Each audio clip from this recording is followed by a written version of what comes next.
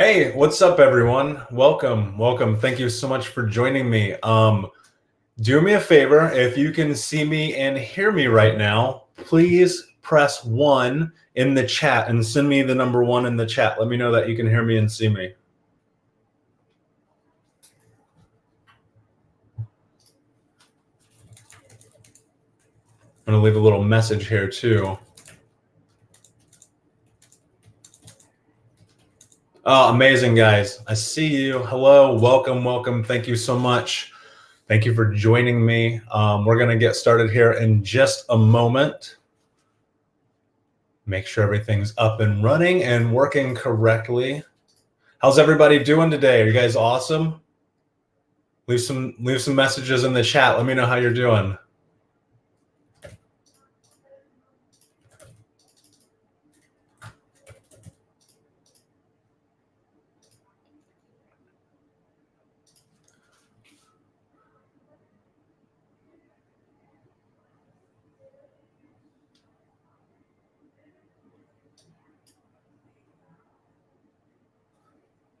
Massive echo. Okay.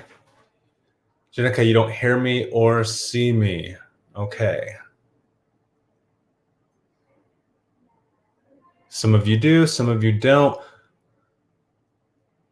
Great. Brett, I'm amazing. Thank you so much. I'm really excited to do this. I've been sharing this workshop around the world. I'm in Bali right now, believe it or not, even though I'm in a Skype booth. And I'm excited to be able to do this online for the very first time. So very excited.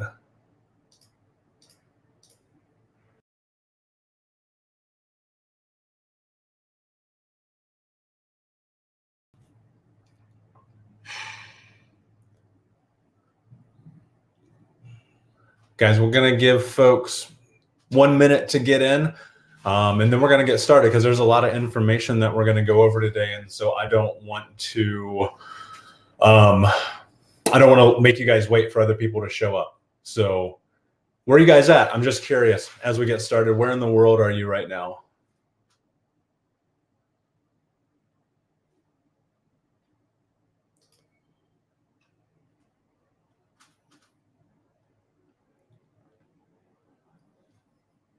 Oh, San Diego, nice. I'll be there in 3 weeks, actually, for a conference. I'm really excited.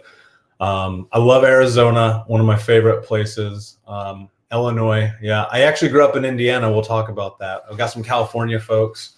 Nice. California weather's amazing right now. Like it's always amazing. Oh, Sydney, what's up? Amazing. Great. Well, guys, thank you so much for joining. We're going to get into it because we have a lot to cover. My goal here is to give you as much knowledge and information as possible in 1 hour, which I realize is not a lot of time, especially for what we're going to dive into. So first and foremost, I just want to say thank you guys so much for showing up and being in this with me.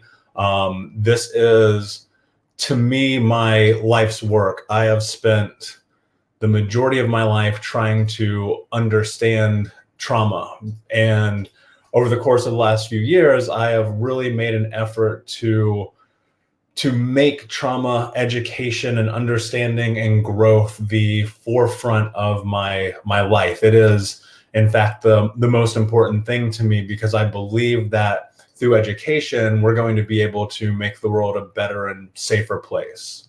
And I know for many of us are in this room right now, we are adult survivors of child abuse. Many of us are advocates for it. Some of us are educators or therapists or coaches and things like that. And I want us to always continue to move forward in growth because I think that ultimately that's the only way that we make the world a better and more safe place. So that said, we're going to dive right in. Thank you guys again so much for joining me. And let's see, we're going to switch over to the screen here. All right. We're going to dive in. So guys, the first thing I'm going to ask you to do is just spend the next hour focused with me. And what does focus mean? if you can, get rid of any distractions that you have right now. Get rid of your phone, put that on airplane mode, lock the door, close all your extra browser tabs, and kind of just bring yourself to the present moment. I know it's really easy right now to be distracted by a million things. And if you can focus and hang with me, I promise that it's going to be really informative and you're going to get so much value here. And you need to pay attention because I'm going to move really fast because there's a lot to cover. So as we're jumping into this, the first thing I want to do is I just want to be grateful for you guys and tell you thank you so much for coming and being on this journey with me.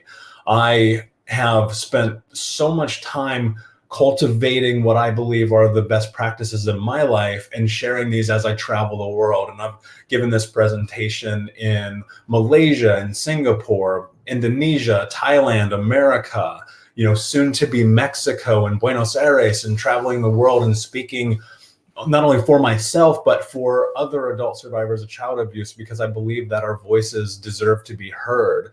And more importantly, I believe that, it is, again, like through this effort that we put in together that we're going to be able to ultimately make the world a better and more safe place for future generations and for ourselves. So thank you guys so much for coming, for being a part of this, and for spending a bit of your evening with me. A little bit of a disclaimer. This is really important, guys. I'm not a therapist. Let's be super clear about that right up front. I can't diagnose you with anything. I can't prescribe you any medications, nor would I. So if you are in the middle of having a mental health crisis, please contact your local emergency or your local help. And there's a link there that you can click. That will lead you to some resources. You can Google them or ultimately call 911 if you're in the States. I am not a therapist. Not yet. One day, maybe. So overview, what are we going to talk about today? Like I said, a lot. First, we're going to understand the baseline of trauma, the science of it, right? The effect of it. And then we're going to talk about myself. I just want you to know a bit of my story because I think it's important that you understand where I've come from to get to where I am. And the reason behind that is, unfortunately, in trauma and mentorship and coaching, there are a lot of people who, for lack of a better term, are snake oil salesmen. And I don't want to put anyone in that kind of situation. I want to share my story so you understand the truth about my existence, where I came from and how I got to where I'm at. I think that's really important.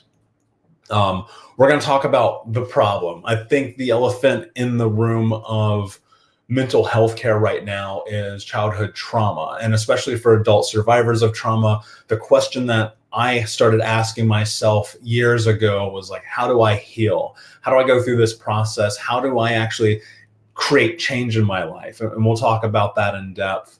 And then finally, you're going to get a workbook from me. I spent a very long time putting together a workbook that is meant to help guide you into questions of understanding who you are, where you're going, and where you want to be.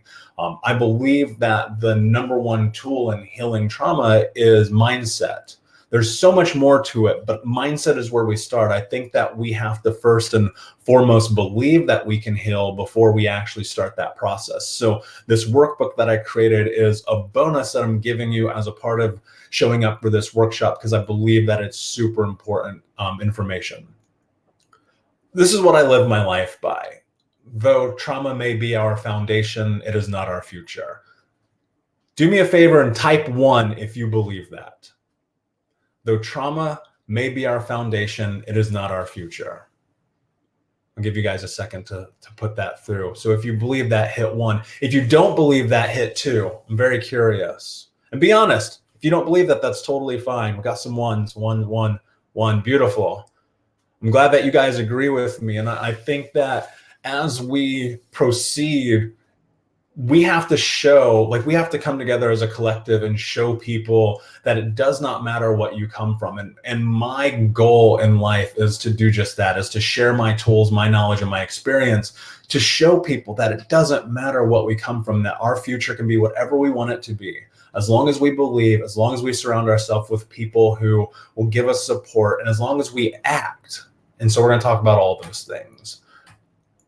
So the number one question, the problem, the biggest thing in the world that we have to ask ourselves as adult survivors of child abuse is, how do I heal from trauma?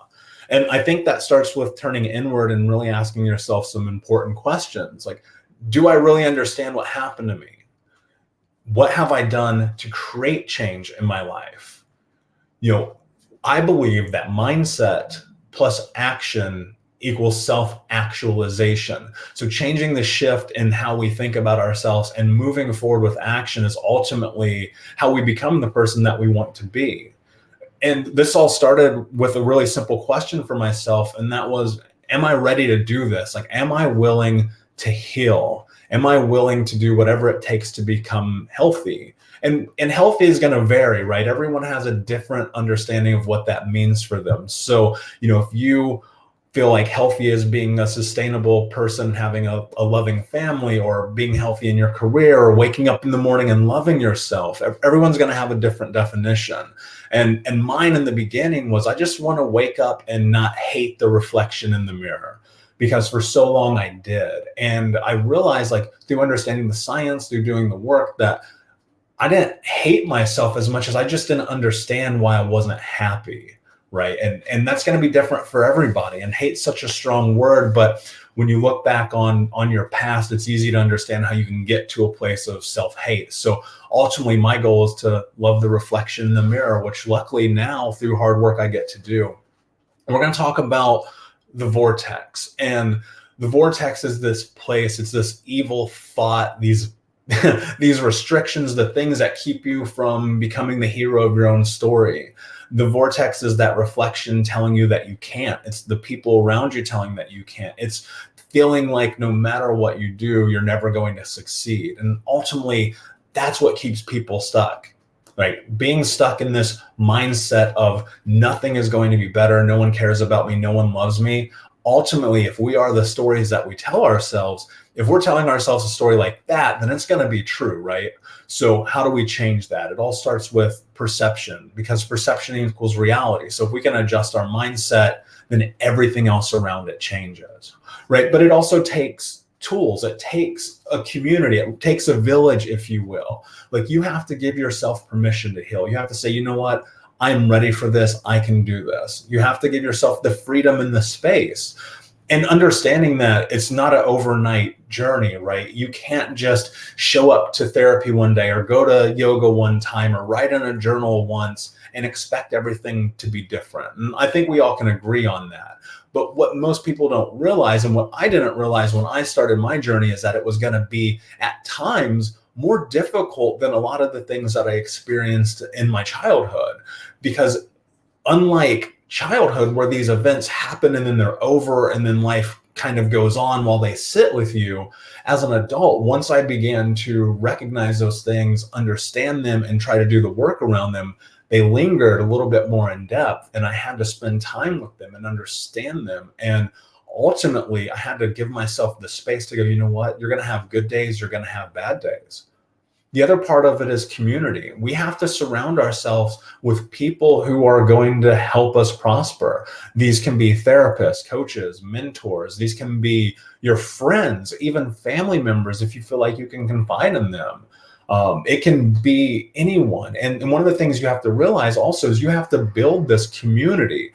Unfortunately, we are in the position of not having childhood trauma be at the forefront of mental health. And because of that, it leads us to this place at times where we feel ostracized. And so there's so many places that you can reach out. There's support groups, things that online groups. I mean, I'm even in a group on Reddit for child abuse survivors. And if you ever use Reddit, it's called /CPTSD. There's like 40,000 people in that group. And sometimes we just need relation. And the other thing that I think is more important is we have to show up for ourselves.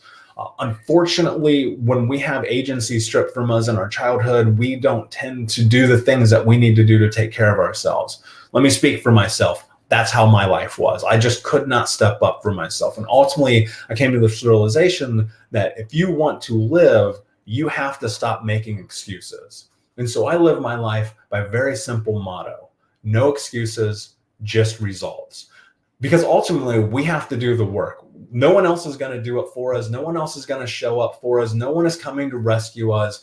And even though we have these amazing support systems, and even though we have the journaling and the yoga and the meditation and the visualization, we still have to show up for ourselves every single day. And sometimes the hardest thing that we do is just like putting on our shoes and walking out the door. So we're going to jump into the science here a bit. And down there in the bar, you have a space to ask questions. So as we're going, if you guys have questions, feel free to ask a question. I'll answer them here in section breaks. I want to go into the science of trauma because I think it's when you understand the science, and for me, I'm very analytical. I'm very type A. If you give me a reason, I can create a why. And finding out about the science of trauma changed my perspective. It actually changed my life. About 4 years ago, I'd been doing a fair amount of work. I'd been going to therapy, been doing yoga, been meditating, been journaling, but things still weren't quite like going at the pace that I wanted them to go. I still had a lot of negative thoughts. I was still trapped in the vortex. I was still trying to just figure out, like, what do I do? Like, how does this work? How do you heal? How do you like live? Right? Have you guys ever had that moment where you're like, oh, I can't even like figure out how to just live today? And I was on YouTube and I was looking up trauma research, and I came across this thing called the ACE study, which we're going to dive in a little bit.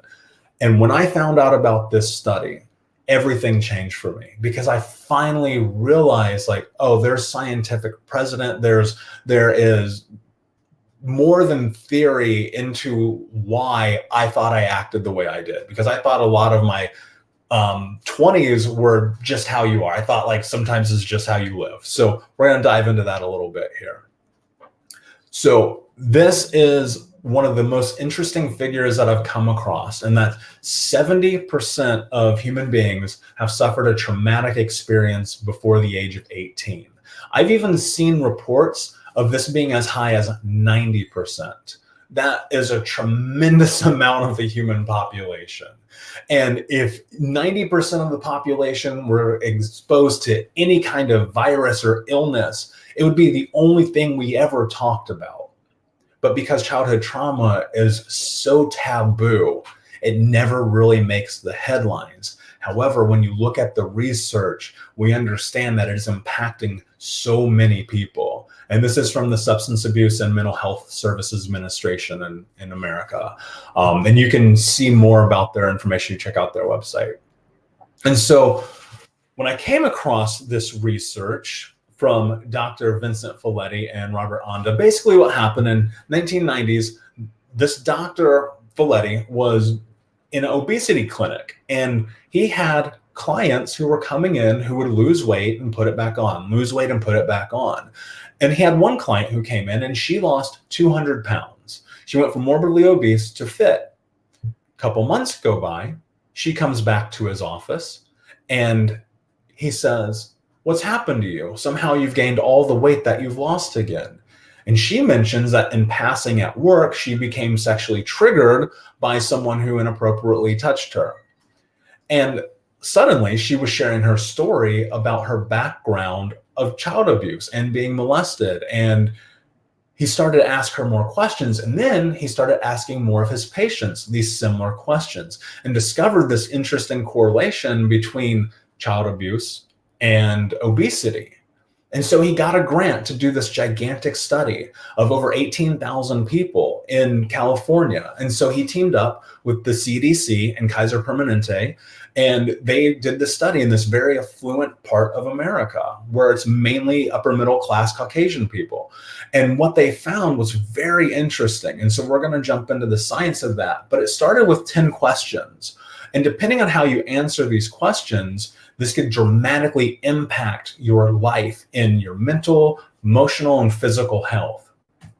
And so I'm going to go through these 10 questions with you. And as I go through, just keep this number in your head. For every question you answer yes to, that's 1. Okay, so as we go through, just keep this to yourself and you'll see in a reason. So the first question is, did a parent or adult swear at you insult you, put you down, or humiliate you? Did a parent or adult push, grab, slap, or throw something or injure you? And again, if you answer yes to this, you get 1 point. It's not a game, but be honest with yourself. Did an adult ever touch you or attempt to sexually have sex with you, to have anal, vaginal, or oral intercourse with you? And these are all before the age of 18. So if anything like this happened before the age of 18, did you often or very often feel like no one in your family loved you? I think, unfortunately, a lot of us can relate to this one. Did you ever feel like you didn't have enough to eat, had to wear dirty clothes, or no one was there to protect you or take you to the doctor when you were ill and needed it? Were your parents separated or divorced? We know divorce rates in America are super high right now, and the world, unfortunately. And they found that even something like this can considered to be an adverse childhood experience. And where one of your parents grabbed, slapped, kicked, pushed, or hit by the other one. Unfortunately, I think we do see a lot of domestic violence as children growing up. And did you ever live with anyone who was a problematic drinker, alcoholic, or used street drugs? And was a household member depressed or mentally ill or suicidal? Or did anyone in your household commit suicide? And did a household member go to jail? So if you answered yes to any of those questions, remember that number, because it's going to be really important in what we're going to talk about right now. And keep that number to yourself. That's for you to know. And so when you look at trauma, these are the numbers on average. So if you have a score of 1 on this quiz, it's not a quiz, not a test, like no one's getting graded. If you have a score of 1 on this question, there is an 87% chance that you have answered yes to 2 or more of those questions.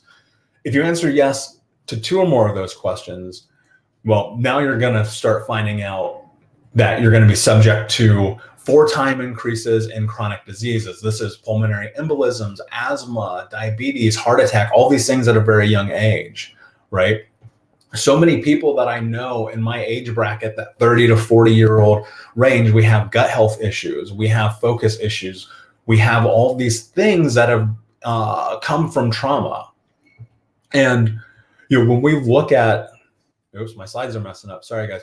When we look at the number of people, you're going to find that 30% of people who surveyed this answered yes to 1 or more of those questions. 16% 2 or more, 19% for 3, and 15% answered yes to 4 of those questions.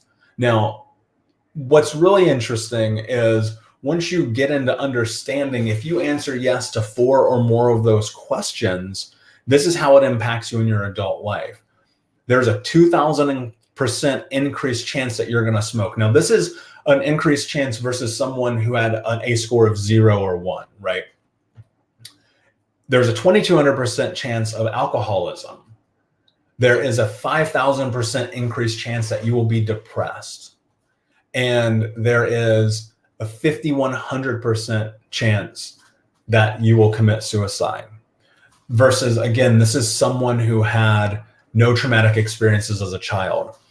When I discovered this study, everything in my life changed. And I mentioned that a minute ago because what happened is I realized, like, oh, wow, so many of the behaviors and the elements and the things that I'm experiencing right now are indicative of the research that was found in this study.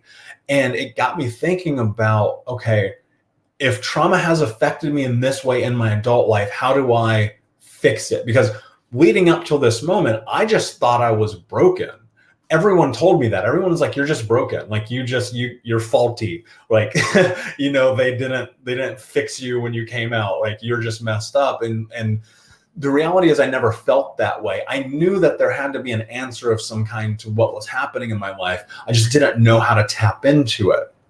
And so your brain on trauma is out of control, right? When we grow up in a cortisol state, or what some doctors are now deeming in toxic stress, your body is going to naturally respond to stress and danger. It's going to change your metabolism. It's going to change your blood pressure. You're going to be full of inflammation, and you're going to be in fight, flight, or freeze response. Press 1 if you know what fight, flight, and freeze are. I'm very curious. This is so important. And if you know what that is, press 1. If you don't, press 2, and I'll go into it a little bit more.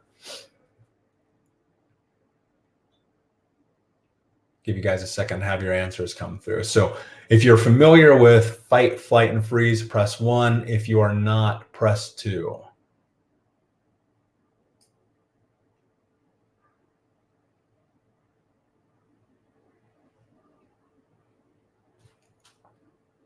Okay, we got some 1s. We got some 2s. Okay, so let's talk about this, and we're going to dive in a little bit more. So when you're feeling triggered, right, the amygdala is responsible for the fear response. This is chronic stress. So the amygdala is, it won't let you send the same response twice. Thank you, Kelly. I did not know that. I will look into that. Interesting. Thank you for telling me that. So once the amygdala kicks in, it triggers our nervous system. And so when our nervous system fires up, it controls where our memories are stored. It controls how we think, how we move, how we act. It will lead us to having a racing heart, to shaking.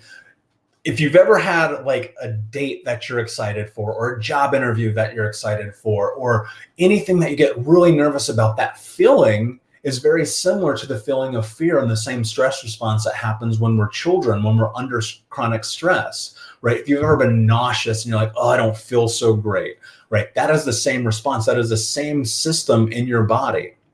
And so for the people that press 2, Laura, particularly, a couple other people, Kelly, you guys, the parasympathetic and sympathetic nervous systems are basically the things that control our body. Right. It is a natural and autonomic system. And so the sympathetic system and the parasympathetic system are going to control how we breathe, how we act, how we think, how we move. The sympathetic system is your fight, flight, or freeze response. Now, this is the response to danger. This is inherently the most animalistic part of our brain because it is survival. At the end of the day, what the sympathetic nervous system is for is to keep us alive in the face of danger. Now, imagine for a moment that there is a T-Rex or in your living room, and you come home and that T-Rex is standing right there. Well, we know that a dinosaur that's a carnivore is probably going to want to eat us. Immediately, that sympathetic response kicks in, right? And so now you're faced with, what do I do? Do I fight for my life? Do I run, or do I freeze? And we're all going to have a different response. Now imagine the stress of that. You know that feeling when you are scared, when you almost have a car accident, or you almost trip and fall, or something bad almost happens, or when it does and your heart's pounding out of your chest and you have tunnel vision and you can't see straight. That is the sympathetic nervous system. That is how it triggers. That is how it fires. That is how it keeps you safe, because it wants to shut down all of your other functions so that you stay focused on the one primary goal of staying alive. Now imagine for a moment that that T-Rex lives in your house and you can't escape it. And every day, that is what you deal with. Your brain is in that response all the time. That is going to lead to so many ailments in your adult life. And even they can manifest in childhood through bedwetting and asthma. They can manifest through eczema and learning disabilities and disorders. Trauma in the chronic state manifest in so many different ways. And we're just now finding in the research more and more ways that it does.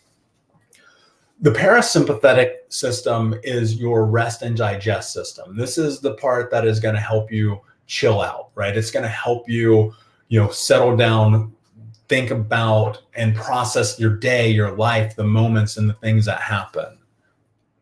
The sympathetic system, when you are in that fight or flight, again, you're going to get tense, you're going to become more alert, and your functions are going to go critical. It's shut down. It's like everything else that isn't imperative for survival gets turned off. And the parasympathetic is counterbalance, right? This is how you feel like when you've done a yoga practice and you're laying on the mat and you feel relaxed, or you finish meditating, or you're having an awesome day where you're just chilling out. Right, your parasympathetic system. And that's the system we have to try to tap into more and more to counterbalance that sympathetic nervous system always being fired up. And the sympathetic system also delivers adrenaline. So that's where that feeling comes in. We're like, right? That's the survival mechanism, because that adrenaline pumps and courses through your veins to give you that boost to get you out of that system, right? But unfortunately, the same way that it's there to protect you in these life-threatening situations, it's also there to protect you in your day